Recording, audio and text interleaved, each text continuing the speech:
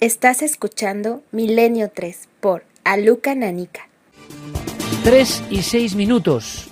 Dossier de 2 horas de Medjugorje, pero nuestra nave continúa viajando al espacio. Ese espacio que empezará a ser distinto o mirado con otros ojos después de ese gran experimento. Luego comentaremos con Santiago Camacho algunos datos que hay que saber sobre esa gran maniobra para volver a visualizar el Big Bang, el inicio de todo, ese experimento que ha concentrado la mayor energía sobre la faz de la Tierra dentro del colisionador de hadrones.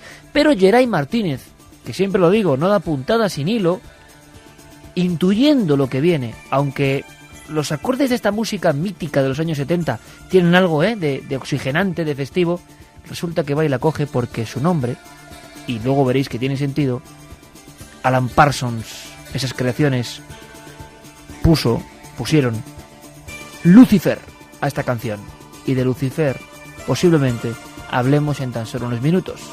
Pero antes, encuesta, mensaje 27640 palabra clave milenio, cadenaser.com o el mail milenio3con@cadenaser.com. Pues mira, que nos escribía una chica que se llama Lola, dice que es de Gran Canaria, que el año pasado estuvo en Medjugorje y la verdad que es una experiencia casi inexplicable. Ha sido una experiencia que me ha marcado mucho y no sé por qué, pero es cierto. Eso que dicen que cuando vas una vez quieres ir otra. Yo tuve la suerte de estar con una de esas niñas, con Vika creo que se llama. Estaba en su casa y allí se reunió mucha gente. ¿En su propia casa? Ella hablaba. La casa la tienen abierta para todo el mundo, siempre los videntes. Además, casas muy normales, no se han enriquecido, no son gente que tiene ahora grandes coches, grandes chalés, como hemos visto que pasa en supuestas apariciones marianas, por ejemplo, muy cercanas a Madrid, o en las del Palmar de Troya, donde se pueden ver esos grandes monumentos. Aquí no, aquí la gente, los videntes, viven igual que vivían antes. Y no todos eran simples pastores, había gente de todo, había chicas que estaban estudiando, una de las videntes estaba estudiando en la ciudad, su familia tenía dinero, o sea que no siempre son pastores y gente pobre. Nos decía además que al estar en su casa, que no la entendía, pero que se quedó embobada mirándola, que luego impuso sus manos sobre las cabezas de los que estaban allí y la sensación que viví para mí es algo increíble, que su hermano ahora está allí, que es la tercera vez que va, así que algo tiene que haber, eso es segurísimo. ¿Está ahora allí? Ahora mismo, sí. Bueno, pues sería interesante tener el contacto de esta amiga, muchísimas gracias. Nos deja nosotros, su teléfono además. Claro, ahondaremos en el tema Medjugorje, muchas gracias amiga, desde Gran Canaria. Buenas madrugadas milenarios, nos decía Víctor, no siempre estos misterios tienen un origen sobrenatural detrás, más bien se trata de experimentos de modificación de la conciencia global por parte del FSB, antes KGB, que se suelen realizar en pequeñas villas de la antigua República Socialista Soviética. Seguro que Santi tiene algo que decir a esto. Bueno, pues iba a decir, Santi, dime algo, pero desde luego me parece extraordinario. Extraordinario que sea esto, que yo no sé lo que es, pero desde luego, vaya hipótesis. Esos flashes, manipulación mental, pero desde luego era una manipulación mental un poco a la contra.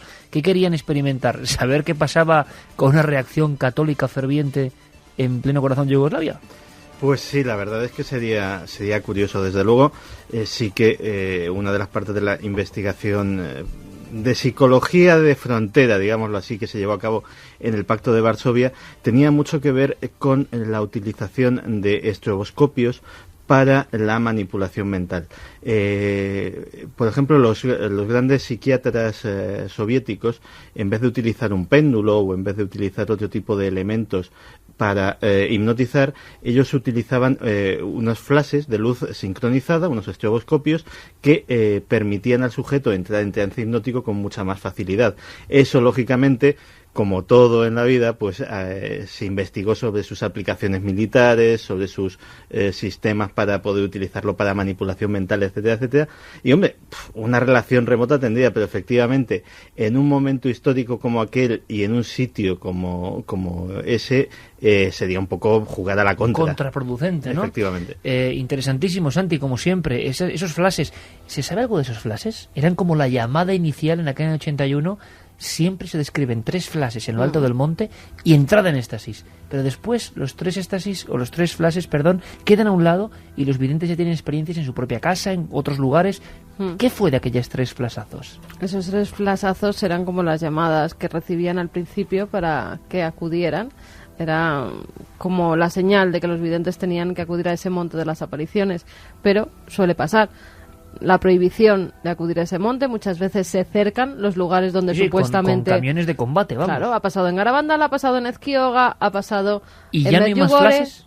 y ya no hay más flashes, y entonces esa aparición se produce en cualquier sitio. En sus casas, si están de viaje, recordemos que a gran parte de los videntes se los llevan unas señoras, además, intentando mostrarles lugares bellísimos. Se habló de agentes de la fuera. KGB. Por supuesto, los querían apartar del lugar de las apariciones. Y en un momento dado se lanzan desde el coche y en el mismo campo, en la misma carretera donde estaban, se ponen allí a rezar justamente a la hora donde se tenían que haber producido las apariciones en la campa. Héctor Jerónimo nos dice: hola Iker Carmen Santi, soy Héctor Jerónimo, cantante de rock argentino y vivo en Madrid desde hace 5 años. Os escucho fervientemente desde hace mucho y me inspiran a escribir, investigar y soñar. Con respecto a las apariciones marianas, debo deciros que creo. En Buenos Aires tenemos a la Virgen de Luján, patrona de la ciudad. Los bonaerenses peregrinamos hasta Luján, lugar donde tal vez hace tiempo se apareció la Virgen, en una leyenda muy singular. Era Héctor Jerónimo. Uh-huh. Y dice que con nosotros escribe, investiga Y y sueña. sueña. Madre mía, vaya Trinidad, ya que hablamos de esto. Ahí te ha salido ya una canción. Gracias, Héctor. gracias Héctor, sí señor.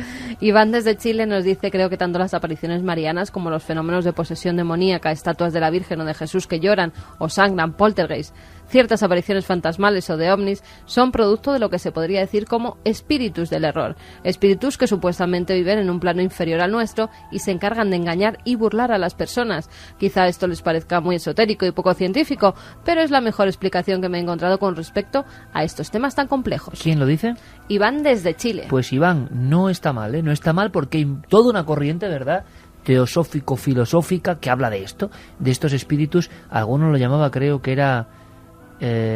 ¿cómo era? No recuerdo bien.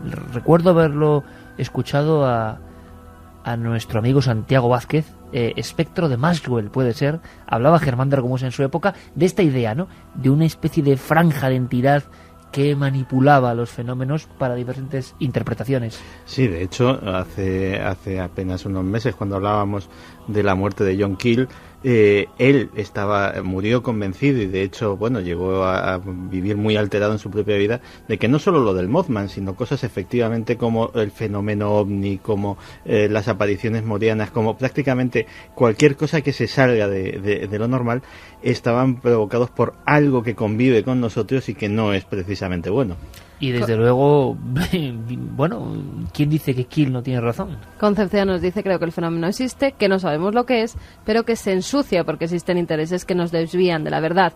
Me refiero a la ganancia económica que se genera en la región, a la sugestión colectiva, a la maravillosa publicidad que esto supone para una iglesia que cada día pierde adeptos. Interesantísimo. Pero curioso que la Iglesia no haya prestado mucha atención a Medjugorje hasta ahora, que sean fenómenos como muy espurios, ¿no? Como muy...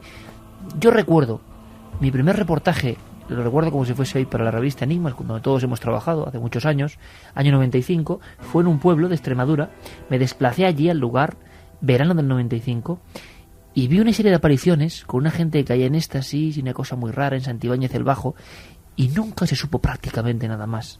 Es decir, hay apariciones donde la gente vive cosas y eso muere. No hay intereses, no llega a la iglesia, no hay nada. Es decir, al margen de que a veces da la impresión de que esto es empleado, evidentemente a Medjugorje no le ha venido mal. Estoy seguro de que esos hoteles es un ingreso y todo lo que hay alrededor es un ingreso. El gran misterio es cómo Medjugorje, en los primeros 10 años, con el telón de acero encima, la gente día a día, o sea, 3.650 días, están manteniendo esto. Claro, pero es que eso es lo difícil. Esos ingresos, de todas formas, lo demandan los propios fieles. Vamos a ver, si acude cada día miles de personas, no tienen dónde dormir, al final es que alguien construye, como pasa en todos los santuarios marianos. ¿Y quién nos dice? Hemos estado en apariciones marianas donde no hay ni estampitas, ni libros, ni nada. Eso es lo que iba. Y lo que querrías es una estampita para publicarla en tu libro o para dársela a tal familiar, o un rosario santificado en el lugar. O sea que al final es el creyente el que pide que haya esas cosas y por eso se fabrican y por eso están. No, y además que decías, efectivamente es que son esos 10 años tras el telón de acero y luego 3 años de una guerra en que no queda piedra sobre piedra en todo el país. ¿Qué pinta eso ahí? Pues mira, claro. un militar que estuvo allí, nos Qué escribe, interesante. en 2001. Llegó allí, el sol brillaba de otra manera, nos dice, no sé si sería cosa mía, pero algo te hacía darte media vuelta. El militar estuvo allí Sí. en Medjugorje. Sí. Qué interesante. Nos dice también Diego de Palencia que en su humilde opinión todas estas declaraciones que le suenan a su gestión, sobre todo por la mención de la cruz y de los rezos, cosas que nada tienen que ver con lo espiritual, pero sí con la Iglesia. No dudo que dicen la verdad o lo que han sentido, pero creo que unos por predisposición y otros por miedo o extrañeza consiguen sugestionarse. También creo muy cierta la posibilidad de que este sitio tenga energías telúricas especiales. Pues otro apunte interesantísimo y que lo dejamos ahí porque son vuestras opiniones tal cual y todas tienen algo de enseñanza. Soy agnóstico y precisamente por eso no me atrevo a determinar ningún acontecimiento inexplicable. Cuanto más conocemos, más lejos se sitúa la frontera del conocimiento. ¿Cómo juzgar lo extraordinario?, nos decía José María de Gran Canaria. Vaya, José María, eso es una cita filosófica total, ¿eh? Yo creo que es algo maligno y está captando almas. Tendrían que dar un mensaje. Si tuvieran que dar un mensaje ya lo habrían dado. Diónides de Bilbao. Madre mía. A mí me parece todo esto más político-religioso que otra cosa, apariciones marianas o conspiraciones marianas. Harry desde Móstoles. También nos dice que son parecidos a los trances de terror nocturno que estudiaba el doctor Persinger, que para él fueron a veces positivos y otros aterradores, nos decía Tony. En mi opinión no es la Virgen ni el demonio, esos niños no tienen ninguna evidencia y son solo para llamar la atención. Es la opinión de Piedad. Algo hay, pues el Arzobispado de Sevilla organiza peregrinaciones. Pues yo creo que todo esto que estamos viendo, esta batería de cosas tan diferentes, muestra que el asunto es candente, que está ahí, que tiene muchas interpretaciones y nosotros, como decía el amigo Héctor Jerónimo, rockero argentino, estamos para hacer soñar, para que escribáis, si podéis, que es un arte maravilloso, y para investigar y para buscar. Esa es nuestra motivación y estos temas lo consiguen. ¿Cómo está la encuesta? La encuesta nos dice, ¿creéis en las apariciones de la Virgen? Sí, 38,4%, no 61,6%. Interesante, y hecho aposta, poner la Virgen en esta encuesta. ¿Creéis en las apariciones? Yo creo que el término hubiera sido completamente invertido, pero ahí está. Los niños, los videntes creen que es la Virgen. ¿Vosotros qué pensáis? La encuesta libre. Y libros, tienes ahí. Libros que sorteábamos, el legado de Judas, la clave masónica y el símbolo perdido, las claves ocultas de Enrique de Vicente de ese símbolo perdido. Bueno, pues símbolo perdido no, el exorcismo sigue siendo algo que se practica en diferentes iglesias. Danos primeras pinceladas porque tienen unos sonidos que ponen los pelos de punta y sobre todo lo ponen porque, bueno, son eso, un exorcismo. Un exorcismo simplemente, como los que se hacían quizá en el siglo III o siglo IV. Mismo fenómeno, quizá histeria, quizá algo que no comprendemos, quizá algo que anida dentro de nosotros, no lo sabemos. Pero solo os digo que aunque sean simplemente farfullos o gritos, aunque solo sean sonidos sin imágenes, impresionan mucho. Los gritos a veces se convierten en algo que parece propio de animal. Y eso lo hemos escuchado tantas veces en los exorcismos que sentimos que, como en el caso que hemos contado antes, hay un patrón, un nexo común. Y eso es lo de verdad inquietante. Pincelada, como decíamos, sobre este caso. Nos vamos hasta Argentina, una localidad cerca de Buenos Aires, se llama Santos Lugares. El exorcismo se produce en la iglesia carismática luterana, el Buen Pastor. Quien lo realiza fue un sacerdote de la iglesia católica que fue expulsado de esta iglesia porque pues ahora está casado, tiene una relación, es el padre Gastón Dedin. La supuesta endemoniada se llama Verónica, es una mujer de 36 años, va acompañada de sus padres, está tumbada sobre una colchoneta en el suelo y empieza el exorcismo. Gritos, forcejeos, mordiscos, escupir por parte de la endemoniada a las personas que estaban realizando el exorcismo. Le acercan la cruz y empieza a gritar todavía más fuerte, parece que la quema, blasfemias.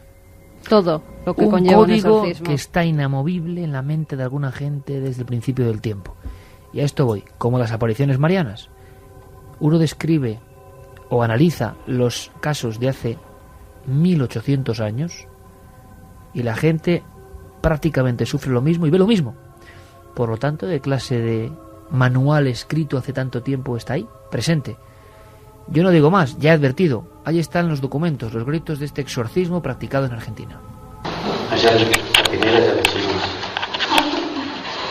Verónica, la Virgen que te cura y tal, ¿no?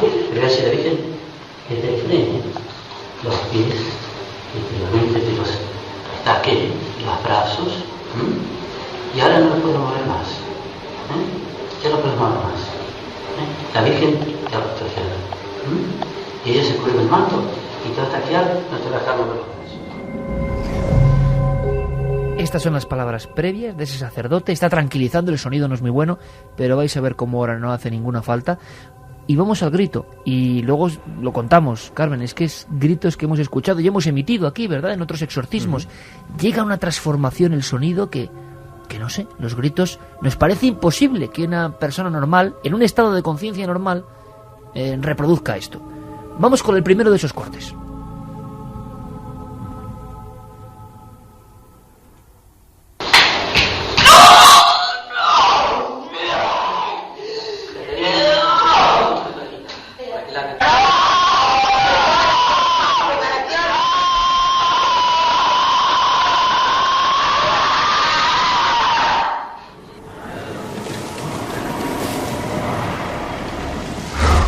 Y 22 habíamos advertido de la contundencia, aquello que decía Germán de Argumós, y le decía en serio, si usted es impresionable apaga el receptor. Yo pienso, y no puedo no solo dar mi opinión, pero creo que es un fenómeno que seguramente, quizá me equivoque, no tiene que ver con el maligno, tiene que ver con los estados profundos, trastornos profundos de la mente. Pero claro, cuando uno es curioso como yo y empieza a indagar en lo que son los trastornos profundos de la mente, llega a un umbral. Fíjate, Santi, hace poco, por otros motivos y cuestiones que no vienen al caso, investigaba sobre estos estados alterados de conciencia que los psiquiatras hoy investigan, muy lejos el papel y el disfraz o lo que sea de lo espiritual, que eso no pega ya con nada de la ciencia y hay que desterrarlo. Bueno, las descripciones de lo que crean esos gritos, de la transformación casi de la fuerza de esas cuerdas vocales, de lo animalesco de esas expresiones, aparte de la fuerza extraordinaria, de la agonía que parece que sufren, bueno, pues todo eso que sería descrito perfectamente como posesión, sigue estando en los documentos y catálogos de descripciones de fenómenos psiquiátricos o enfermedades psiquiátricas, pero sigue sin explicar, o por lo menos hay un patrón ahí que tampoco se identifica muy bien. Cuando uno indaga y llegan los manuales a eso, bueno, queda ahí que algunos pacientes que no tienen nada que ver con lo espiritual, porque eso, repito, está desterrado, pues resulta que síntomas manifiestos, esto. Dices, bueno, se lo pongo yo en el Rituale Romanum y es lo mismo, exactamente lo mismo. Es que lo has definido muy bien, trastornos profundos de la mente. Del cerebro sabemos unas pocas cositas, tampoco muchas, las cosas como son, pero algo sí que ha avanzado la ciencia. Pero de la mente, del contenido de ese cerebro, es decir, del ordenador sabemos. Pues lo hemos visto, sabemos más o menos para qué sirve cada tecla. Lo podemos tocar y hasta lo podemos destripar un poquito y ver cómo funciona por dentro. Pero eso no te va a decir qué programas van dentro, ni cómo funcionan, ni cómo están conectados entre sí. ¿Y a qué potencia pueden llegar? Efectivamente, y de eso sí que constituye todavía un misterio, una barrera de absoluta negrura en la cual la ciencia pues apenas ha chufado una linterna y ha descubierto que no da con nada más que con unas pocas sombras. Te digo otro, como siempre, Santi, pues eso, esa es la definición. Te digo otro misterio. Tenía preparado, y no lo haré hoy porque no nos va a dar tiempo, unas páginas, en esas páginas de reflexiones de Stanislav Grof, que realmente sobre la muerte, y es un psiquiatra, ¿no? Bueno, pues hablaba exactamente como tú lo has dicho, de que dice, tampoco existen pruebas científicas, Grof, en una especie de resumen de todo lo que ha aprendido en 40 años de entrevistas psiquiátricas, ¿no? Tampoco existen pruebas científicas para la ausencia de una dimensión espiritual en el esquema universal de las cosas, aunque pueden encontrarse hoy muchas evidencias de la existencia de dimensiones luminosas de la realidad, normalmente invisibles. Sin embargo, bajo las presentes circunstancias, la cosmovisión oficial corriente de nuestra civilización industrial y de las formas oficiales incluso de culto religioso las descartan. No ofrecen ningún gran apoyo a los que dicen penetrar en esas otras cosas. Es decir, tampoco hay muchas pruebas de que esas otras cosas con las que uno conecta no existan, porque en torno a la mente, como bien ha descrito Santiago Camacho, no se sabe casi nada.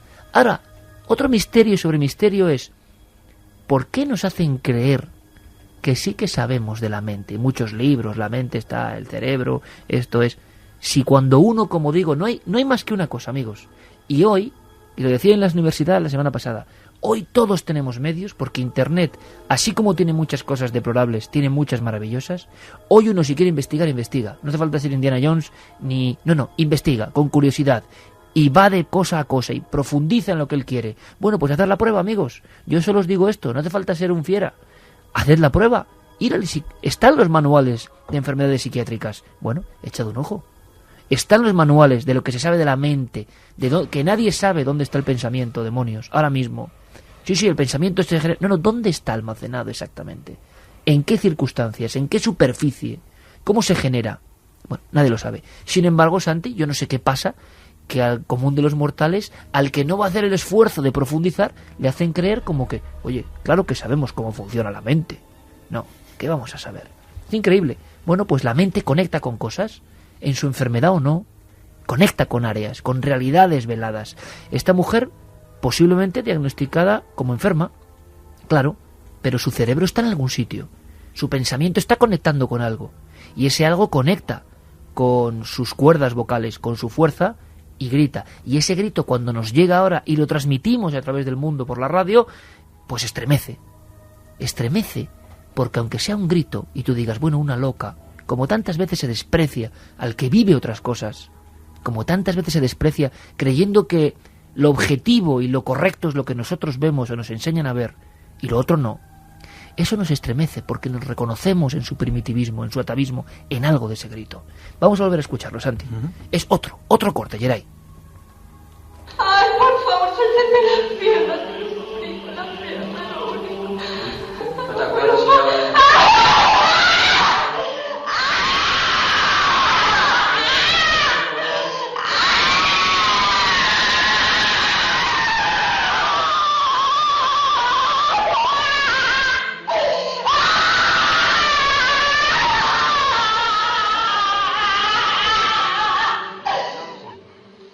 Oh Dios, llámame por tu nombre, por tu envío, hazme justicia. Oh Dios, escucha mi oración, atiende las palabras de mi boca, pues se han lanzado contra él arrogantes, rabiosos, fanáticos. 3:28. Tenemos más cortes, pero yo creo que no lo vamos a poner porque llega a ser muy desagradable. ¿Ves? Ese atavismo, ese primitivismo es solo un grito. Estamos acostumbrados, amigos. Nos hemos insensibilizado, que también lo dice el gran Stanislav Grof, que por cierto viene de Europa del Este e investigó allí mucho. Nos hemos insensibilizado ante la muerte. Vemos accidentes, derrumbes. El hombre de la civilización industrial de hoy, la muerte primero no existe y segundo nos da igual. Ahora bien, quedan códigos, intervalos que todavía no son muerte, pero están casi en el mundo de los muertos más que los vivos, porque nos retrotraen a algo sobrenatural o algo que no se controla, lo animal, lo primitivo, lo terrible, que caramba, todavía dan un taquetazo al alma, ¿no? Todavía uno... Y tengo otro corte que es mucho peor. Pero no lo vamos a poner, Jerey. No lo vamos a poner porque yo creo que es demasiado, 3:29 y son cosas tan duras Sí, que además... sé que mucha gente puede desconectar y pasarlo mal. Y yo no quiero que lo pasen mal. Solo os digo una cosa, amigos. Ahí está el espejo del alma primitiva en una mujer de 36 años en Argentina. Y es capaz de poner la carne de gallina. Por lo tanto, hay un código. No lo sabemos todo. Y en lo profundo del desequilibrio, quizá, no lo sé, donde se mete de... Oye, es que el que ha bebido y ve el delirium tremens, sí, oiga, pero es que él lo está viendo, No, son alucinaciones, ya, pero lo está viendo. Lo ha conformado su mente en algún lugar ignoto y le ha dado vida. Por lo tanto, como perfectamente ha descrito Santi, sabemos poco, del cerebro de la bestia, tecleamos a veces un poco, estamos oteando, pero hay muchas cosas, y yo me he dado cuenta hasta por tu expresión, Carmen, y tú has estado viendo esto en vivo de alguna forma. Sí, pero por la radio puede llegar hasta impresionar más. Me pongo en la situación de la persona que está sola, en la cama escuchando el programa y no sola, queremos que pase un mal rato. Y no es agradable, aunque sea histeria, aunque la ciencia lo explique, me da igual. Es una mujer que está chillando como si fuera una bestia y no es agradable escucharlo. Y fíjate, muchas veces los casos de exorcismo llegan a un punto como el que ha llegado una niña de 15 años en la Guyana, que también tras ser sometida a un exorcismo empieza a tener convulsiones que pueden ser perfectamente explicables, puede tener epilepsia, y su abuela lo interpreta como otra cosa. Manda al brujo, manda a un sacerdote, la llevan a una pequeña iglesia y allí, presionándola la cabeza y el pecho, llegan a acabar con su vida, después de ingerir aceite, un aceite especial según ellos. Bueno, pues esto ha acabado esa supuesta niña endemoniada ha acabado muerta en un hospital donde fue trasladada cuando ya los médicos no podían hacer nada con ella. Yeray Martínez, al que le ha cambiado el rostro, y no es broma, pues claro, es que esto de repente te lo encuentras y Yeray y otros compañeros fabulosos de la serie están acostumbrados a escuchar todo tipo de sonidos, pero hay algunos que nos dicen algo que ni siquiera es consciente, sino que va al inconsciente y hasta nos repele un poco, ¿no? Y no es nada más que un grito. Esa mujer ni ha muerto, ni le ha pasado nada grave, pero hay algo potente ahí, ¿no? En la expresión terrible de ese otro lado. Creemos que puede ser ese otro lado. Por cierto que Yeray ha elegido El exorcismo de Emily Rose como música. Pues seguramente alguna parte de la audiencia de Milenio 3 estará pensando el otro documento, que es más fuerte y es más terrible todavía. Bueno, nosotros, yo no sé si hemos cambiado o no hemos cambiado, pero creo que no merece la pena. Es simplemente la muestra. Queremos seguir aprendiendo cosas y vamos a hacerlo con nuestro compañero Javier Sierra, porque algo que tiene que ver con uno de los cuadros más famosos del mundo, algo que ha pasado y que yo no sé si esto también es un delirio. Una investigadora italiana tiene acceso a los archivos vaticanos, ha estudiado también los manuscritos de Leonardo que se encuentran en UCLA, en la Universidad de California, que está en Los Ángeles, y ha llegado a una conclusión, que ese cuadro esconde una fecha, la fecha del fin del mundo, y que no es en 2012, como dicen los mayas, sino mucho más adelante. Vamos a ver lo que nos dice Javier Sierra. Hay dos documentos, dos extractos de la entrevista que hemos mantenido con Javier Sierra. Le escuchamos. Ya sobre Leonardo dicen de todo. Esto es lo último. Y la teoría es bastante compleja de entender, bastante abstrusa. Parte de la idea de que Leonardo da Vinci tenía la intención de representar en la Última Cena una especie de planisferio cósmico, donde el mantel sería el mapamundi terrestre y los 13 personajes que hay en la Última Cena corresponderían a los 12 signos del zodiaco, con el sol en el centro encarnado en la figura de Jesucristo. Y en función de la relación entre los signos del zodiaco y el mantel establece una serie de conclusiones pues que son un poco aventuradas. Por ejemplo, dice que las 3 lunetas que coronan la Última Cena y que muchos estudiosos de la historia del arte ni siquiera atribuyen a Leonardo da Vinci, en realidad están en relación con ese planisferio y se deben interpretar como si fueran fechas. Una sería la luneta de la izquierda, que contiene uno de los escudos de la familia del duque de Milán que encargó la obra. Una correspondería al 21 de marzo del año 33, es decir, al momento en el que se celebró la Última Cena. Otra correspondería al 21 de marzo de 1494, que según Sabrina Sforza sería el día en el que Leonardo da Vinci empezaría los trabajos con la Última Cena, dato que no está en ninguno de los textos que poseemos de Leonardo y que es una deducción de ella. Y por último, la luneta de la izquierda sería el 21 de marzo del 4006 después de Cristo, que según ella sería una profecía encriptada de Leonardo que anunciaría la llegada de un nuevo diluvio universal. Siempre es sorprendente lo que se dice del genio Leonardo, y yo creo que a veces los estudios van demasiado lejos. El propio Javier dice que, en fin, no tiene muchos puntos de unión, ¿no?, con esta teoría, esta nueva teoría. Lo raro es que ha llegado muy alto la teoría. Javier nos lo cuenta. Ella empieza su trabajo a partir de un tapiz que copia la Última Cena de Milán y que se encuentra en el Vaticano. Y después lo compara evidentemente con la obra original que se encuentra en el convento de Santa María delle Grazie en Milán. Y dice, por ejemplo, que los vasos que aparecen sobre la mesa de la Última Cena pues son vasos en forma de dodecaedro, o sea que tendrían 12 ángulos, cosa que si uno estudia atentamente los bocetos de Leonardo y la propia restauración última, que es la que puede contemplarse, pues se ve que son vasos perfectamente circulares. No sé de dónde ha salido la información de que se trata de vasos en forma de dodecaedro, pero ella utiliza ese dato, el del 12, el del ángulo 12, para establecer que está en relación con figuras geométricas que encriptarían a su vez información matemática del propio Leonardo da Vinci. En lo único en lo que coincidimos, digamos, en su aproximación, Sabrina Sforza y yo, es en el asunto, por ejemplo, del nudo, que ella interpreta que es es la firma encriptada de Leonardo da Vinci. Eso es algo que incluso los historiadores del arte más ortodoxos admiten, porque Vinci, el pueblo del que era Leonardo, se parece mucho a vincoli, que es la palabra italiana que se utiliza para nudo, y por lo tanto podría ser perfectamente la firma en clave de Leonardo. Él era muy dado a este tipo de acertijos, pero en torno a las, digamos, comparaciones astronómicas, astrológicas incluso, y cartográficas que ella pormenoriza, pues yo, desde mi opinión, creo que son bastante forzadas. Ahora bien, me impresiona mucho que el Vaticano haya dado cierta carta de naturaleza a esta teoría, publicándola en su sello editorial y, con todos los beneplácitos de la Santa Sede. Eso sí que me impresiona mucho.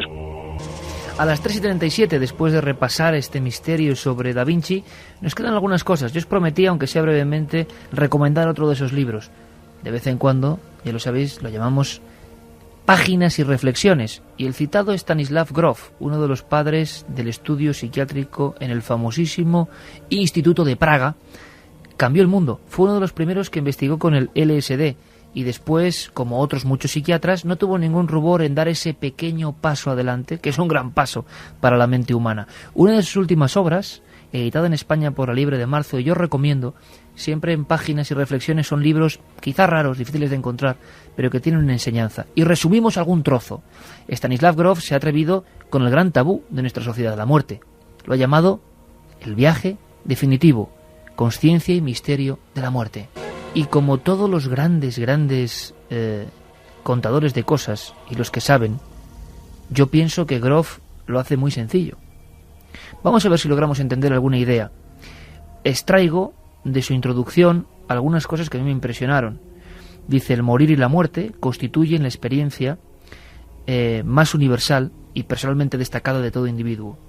En el curso de nuestra vida, todos perdemos a familiares, amigos, maestros y conocidos, y finalmente afrontamos nuestra desaparición biológica.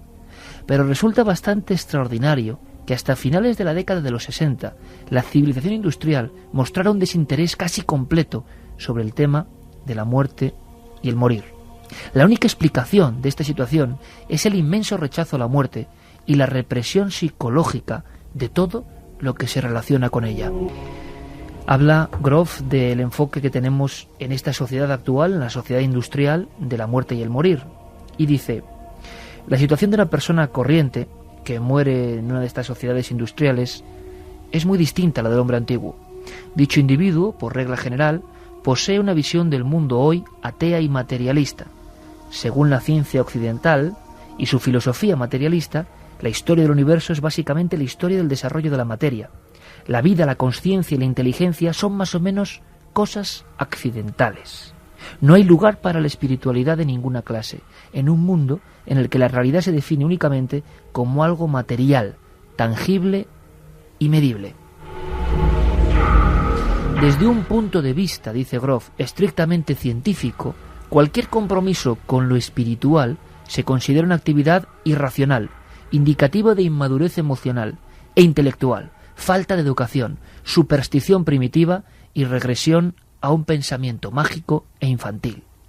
La religión, a pesar de tener todavía un componente experiencial, ha perdido en gran medida la conexión con su más profunda fuente espiritual, y por lo tanto es normal que cada día parezca más falta de sentido.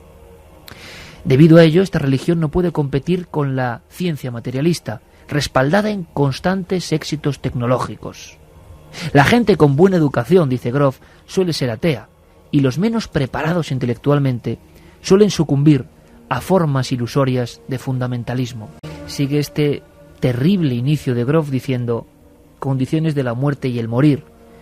Las personas que mueren día a día en sociedades occidentales como la nuestra carecen a menudo de un apoyo humano eficaz que facilite lo que en el fondo debe ser, como decían los primitivos, una transición. Por consiguiente, el contacto con familiares durante una crisis médica es a menudo formal y mínimo, envuelto de esa frialdad. Se trata de una crisis que afecta de modo simultáneo a los aspectos biológicos, emocionales, interpersonales, sociales, filosóficos y espirituales de un individuo. Los medios de comunicación, además, aumentan la distancia constantemente entre nosotros y la muerte, diluyéndola con vacías estadísticas, notificando de un modo informal los miles de víctimas de una guerra, de las revoluciones y de las catástrofes naturales. Con eso ocultan la muerte, nos inmunizan ante las audiencias modernas frente a matanzas y asesinatos en un contexto de puro entretenimiento. Concluye Grof en esta radiografía, creo, impresionante de cómo estamos y en qué momento nos encontramos ante el gran trance que puede ser, ¿por qué no, otra oportunidad?, diciendo cómo era, por lo tanto, la muerte y el morir en las sociedades preindustriales. Dice, este desinterés del hombre moderno es muy sorprendente si lo comparamos con esa idea de la muerte hace no tanto tiempo. Todo era diametralmente distinto. La muerte dominaba en ocasiones y cautivaba la imaginación de las gentes en las antiguas culturas superiores y proporcionaba inspiración para gran parte del arte y la arquitectura. Para todas las antiguas culturas, sin exceptuar solo una, la muerte no constituye en absoluto el irrevocable fin de las cosas ni de la materia. La consciencia, la vida, la existencia, en cierta forma, prosigue tras la muerte biológica. Ese es el gran mensaje. Todas las culturas aceptan sin dudar la existencia de otro, normalmente invisible, ámbito espiritual, como son los ámbitos astrales y el mundo de los antepasados. Esas sociedades de lo que fuimos hasta hace bien poco indicaban que la muerte no era una derrota definitiva, simplemente una increíble, fascinante transición importante. Y Grof sigue comparando cómo era morir hoy, donde nos hemos despojado de cualquier sentido, y hablaba de cómo los antiguos tenían no solo la compañía de chamanes sabios en ocasiones, sino de una idea de lo que iba a ocurrir después, de un mapa del más allá, de un sentido para lo que venía después. Y lo va compaginando con la frialdad y la soledad a la que nosotros mismos nos hemos conducido con este materialismo que evidentemente deja la muerte como un acto casi vergonzante. En definitiva, una idea, para quien quiera saber más, tremenda, expuesta con sencillez, morir hoy, morir ayer, y ayer seguía siendo una aventura, y lo ha sido durante milenios, desde las cavernas. ¿Por qué hemos abandonado todo eso? Porque desde luego, ahora lo que está claro es que cuando alguien, nos puede pasar a cualquiera, llega a ese trance, se encuentra más despojado de todo que nunca, más desarropado que estuvieron los hombres antiguos, que no tenían casi nada, pero estaban muchas veces firmes y conscientes, a punto de dar el salto hacia ese viaje definitivo, hacia esa transición, y no hasta esta especie de derrota de lo material a la que nos han conducido con tantas cosas. Creo que son libros, como siempre, para pensar. Stanislav Grof, padre de la psiquiatría en El telón de acero, el viaje definitivo. En esta montaña rusa 3:45, en vivo siempre, la nave del misterio, vamos a escuchar un sonido como de reporteros, como de personas que dicen algo. Casi no se entiende muy bien si lo vemos en fragmentos, como de multipantalla, pero sonora. Y ahora Carmen nos cuenta. Yo creo que es algo... En fin, yo creo que ya estamos curados de espanto, como decía Grof, por desgracia, ¿no? O sea, no somos capaces... Creo que todavía no. Bueno, menos mal, que todavía hay cosas que nos sobresaltan, ¿no? Evidentemente, el mundo no está preparado para tanto horror. Ha pasado en China, los reporteros que se aproximaban hablaban así. Este es el punto en el que los descubrimientos tuvieron lugar. Algunos de los cuerpos estaban justamente aquí, enterrados entre el agua y la arena, y todos ellos en bolsas de plástico. 2 trabajadores de la morgue han sido detenidos acusados de traer los cadáveres. El director de logística y el subdirector también han sido despedidos. Lo interesante es por qué los padres querrían haber pagado para deshacerse de los cuerpos. En este punto, el hospital dice que sí hace cremación de cadáveres de bebés, en algunos casos de manera gratuita. Por lo que, ¿por qué podrían haber pagado los trabajadores del hospital para venir aquí y deshacerse de ellos? Otra cosa interesante es que aparentemente ningún padre ha acudido al hospital para poner denuncias al respecto, y no hay determinación sobre el sexo de los bebés. Los detalles van emergiendo lentamente sobre esta truculenta historia que está aterrorizando a tanta gente dentro y fuera de China. 21 cuerpos de bebés han sido hallados cerca del río en los alrededores de la ciudad de Jining. Los investigadores han averiguado que de los 21 cadáveres, 8 de ellos aún tenían atadas etiquetas médicas en sus piernas pertenecientes a un hospital médico universitario de Jining. Datos, nombres, un revoltijo de ideas, pero en el fondo no sabemos qué se ha hallado en un río. Yo creo que es el río de la muerte, el río de la vergüenza. Yo no podía creer esta noticia. Son 21 cuerpos de niños, de bebés y de fetos que estaban metidos en bolsas amarillas que ponían residuos médicos. tirados al río. Muchos de ellos tenían todavía en sus manitas las identificaciones que les ponen tanto al bebé como a la madre, el nombre de la madre, el sexo del bebé, qué día había nacido, con lo cual son bebés que han nacido. Hay algunos que parece que son abortos, pero otros, 8 por lo menos de ellos, tienen esas tarjetas de identificación. Hipótesis, vamos a ver, en China hay una ley por la que dicen que está prohibido tener más de un hijo en las ciudades. 2 se pueden tener en el campo si el primero que ha nacido es una niña, porque como las niñas son consideradas como nada, ¿pero pues esto te es leyenda o es verdad? No, esto es verdad. Esto es verdad en el régimen chino. Es una ley que además por esa ley se han evitado 200 millones de nacimientos desde los años 80, y esto ha provocado que madres que van a tener niñas o aborten o las vendan o las Pero den que los a tiren allá a un orfanatos. río, es que es increíble. Pues sí, pues estás viendo. Cuidado con China, Madre Estás mía. viendo que pasa y que se han encontrado, pues eso, 21 cadáveres. Ahora dicen que también es una tradición, han salido algunos profesores chinos diciendo que es una tradición el no llevarse los restos de ningún bebé muerto a casa, pero bueno, los pueden enterrar, los pueden incinerar. Claro, Es habrá más, sistemas, ¿no? Es más, dicen que cuando un niño pequeño fallece, de su casa quitan todo lo que haya tenido que ver con él. Fotografías, toquillitas, todo lo que tenga que ver con ese niño fallecido desaparece de las viviendas.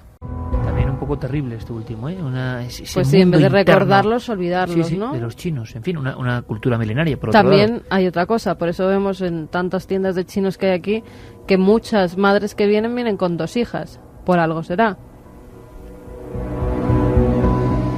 Vamos a hacer una cosa, Geray, ya que estamos en los últimos 10 minutos. Ponme algo cósmico enseguida. Pon la idea del espacio. Exacto, perfecto. Una conjunción cósmica dentro del gran LHC. Por fin, Santi. Bueno, es más, en las pantallas creo que había un gran aplauso. Un aplauso tremendo, un aplauso extraordinario dentro del LHC. Que creo que tenemos el documento real de cómo la gente, los científicos, de repente veían en las pantallas algo que yo creo que Santi nos puede explicar en un par de minutos, que debe ser muy difícil y muy complicado, pero ¿os imagináis? Pantallas planas gigantescas, todos mirando en el mismo lugar, y me ha hecho mucha gracia, me ha parecido muy curioso, porque de pronto todos, como si fueran casi hinchas de un equipo de fútbol, han sentido que algo muy importante, hombre, el mayor experimento de la historia, estaba aconteciendo, estaba ocurriendo. Santi, ¿qué ha pasado? ¿Qué es lo que estaba viendo en esa pantalla? Bueno, pues fue el martes pasado a la 1 de la tarde. No se ha acabado el mundo, no se nos ha tragado un gigantesco agujero negro, ningún pajarito ha echado ninguna miga de pan saboteadora, no ha venido ningún viajero del futuro a romper el experimento. Y se ha logrado eso que se pensaba, llegar a alcanzar una energía propia de la del inicio de las cosas, del Big Bang. Pues sí, se han lanzado uno contra otro a una velocidad muy cercana a la de la luz, con una energía de exactamente... Eso da mucho miedo el término, ¿no? Sí. Lelo. Teraelectrovoltios, 3,5 cada uno, lo cual sumados... Teraelectrovoltios, o sea... Que debe ser tremendo. Mucho, o sea, ahí reconozco mi ignorancia sobre el significado real del término, pero suena como una cosa realmente increíble. Y pues estos haces de partículas han colisionado por fin, se han roto, digámoslo así, que esos que en tiempo se consideraban partículas indivisibles ya se han dividido, ya han formado en lo que eran milisegundos después del Big Bang el mismo estado en que estaba la materia.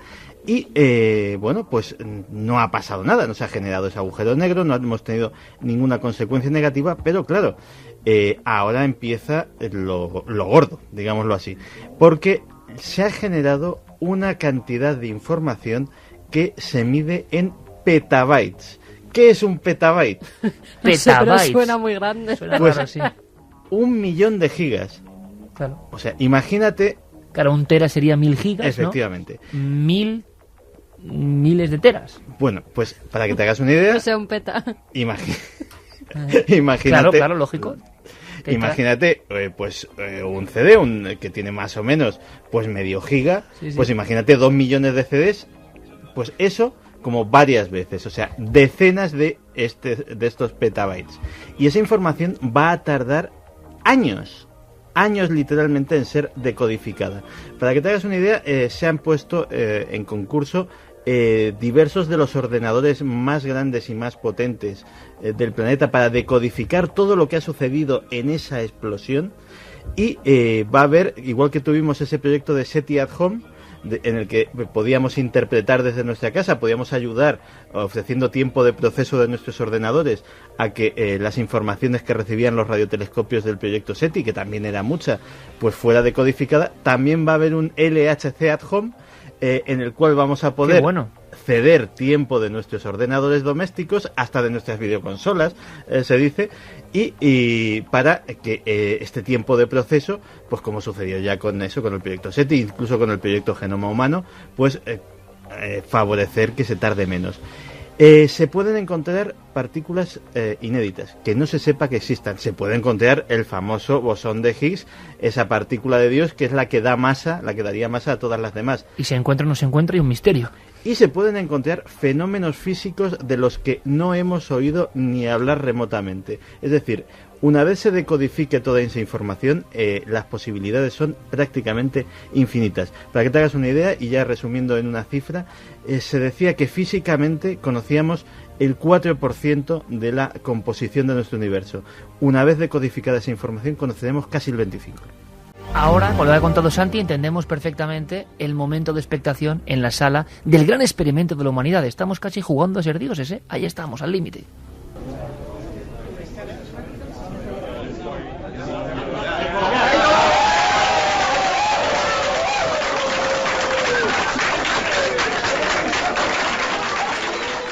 Alegría la que tenían esos hombres que están ahí tocando los más profundos misterios de la materia y el universo. Esto es increíble, estamos viviendo una época absolutamente fascinante, quizá como no ha habido otra nunca en la historia. Hablando de procesos con ordenador, mañana no os perdáis el proyecto Dachau en la tele.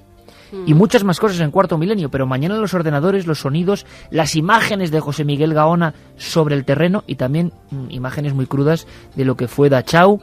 Mañana todo eso, las conclusiones y un montón de cosas en la tele.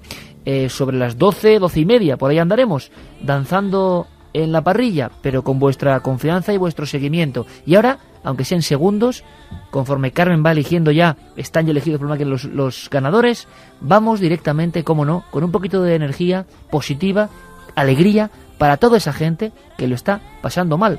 Y quizá gente que ya empieza a venir de viaje de nuevo. Mucho cuidado, por favor.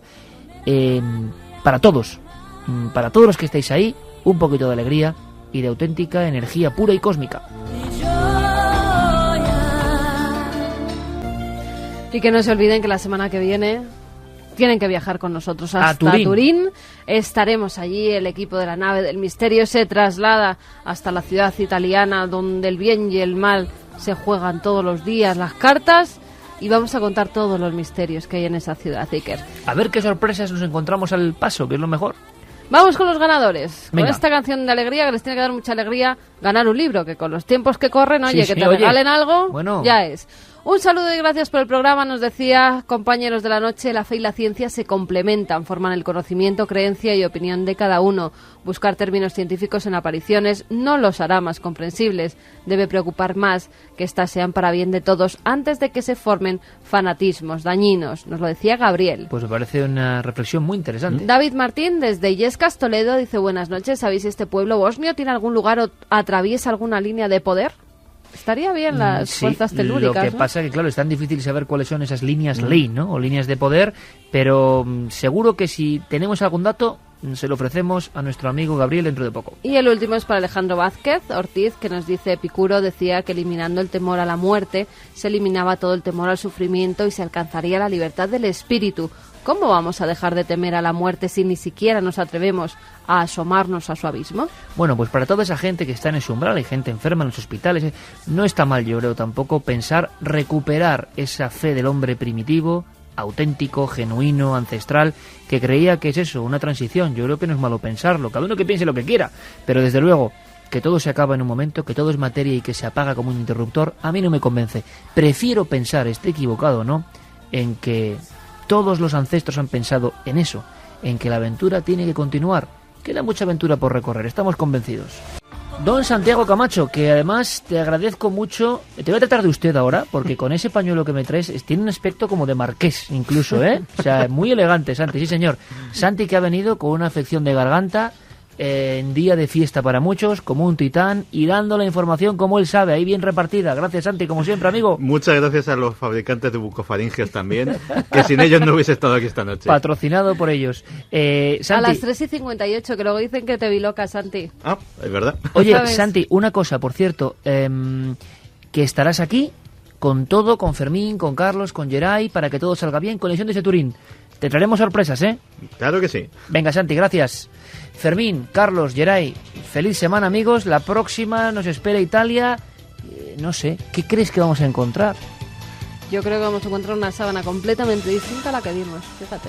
Pero entonces, y que no me va a gustar. ¿Que no te va a gustar, piensas? No. Bueno, pues hay que estar allí. Y encima vamos con Luis Álvarez. Sí, y con Javier Sierra. Y con Javier Sierra, y con un montón de gente. Yo creo que va a estar muy bien, amigos. Todo lo que encontremos, donde pongamos el micrófono, donde hagamos nuestra labor de periodistas, a vuestra disposición. En 7 días, la nave y la aventura continúan.